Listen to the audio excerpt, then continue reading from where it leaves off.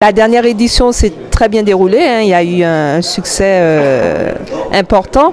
Et cette année, qu'attendez-vous justement en nombre de visiteurs?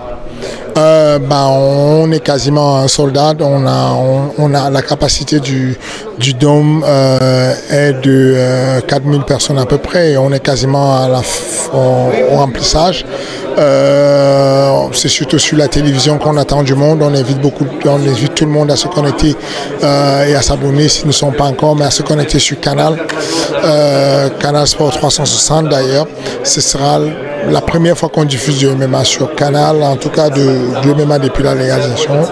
Et c'est une bonne chose pour nous, pour tout le monde. Donc voilà. Justement, vous avez signé un contrat jusqu'en 2027 avec Canal+. Pouvez-vous nous en parler?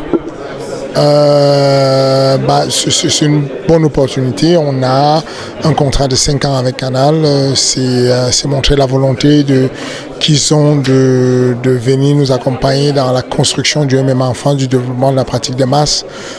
C'est une volonté de développer aussi l'événementiel sur le MMA et c'est une bonne chose. Donc voilà, on est sur Canal, on est satisfait du contrat qu'on a. On a eu plusieurs offres.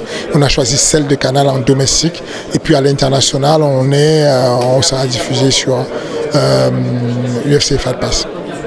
Donc là, on voit qu'avec l'UFC qui est arrivé cette année, le MMA, et donc il y a beaucoup d'engouement. On a vu que le public répond présent. Quel message vous pouvez faire passer aux jeunes qui veulent justement se lancer dans le MMA? Le message, c'est de passer dans les salles, de s'inscrire. Simplement, il faut passer le pas, il faut aller s'inscrire. Le MMA qu'on donne aux jeunes, qu'on montre à la télévision pour les compétiteurs de haut niveau, ce sont des professionnels qui font ça. Mais la réalité, c'est que le MMA pratiqué dans les salles de sport, il y a un niveau où il y a de l'éducatif, où il y a des valeurs, où on développe les qualités physiques, la force, l'endurance, la coordination, la motricité pour les jeunes.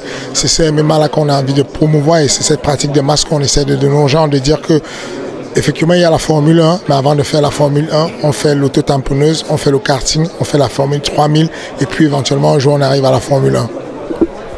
Justement, vous avez créé une école avec un diplôme à l'appui. Comment est-ce que vous pouvez en parler? Je suis le cofondateur d'une école qui s'appelle Fight Management College, qui est une école qui va former des coachs, des entraîneurs, des préparateurs physiques, des préparateurs mentaux, des agents sportifs. Et donc on fait aujourd'hui ce qu'on appelle le CCMMA, c'est le seul diplôme qui donne le droit à pouvoir enseigner le MMA contre rémunération. Fight Management College, FMC, vous pouvez retrouver sur Twitter, sur Facebook, sur Instagram.